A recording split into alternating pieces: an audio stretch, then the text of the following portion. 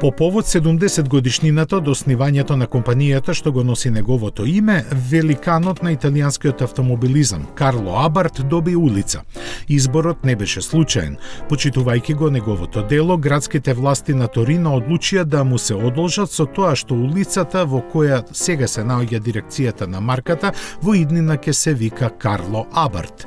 Иако роден во Австрија, тој скоро целиот свој животен век го помина во Италија на најдобар можен начин промовирајќи автомобилската култура од тоа време.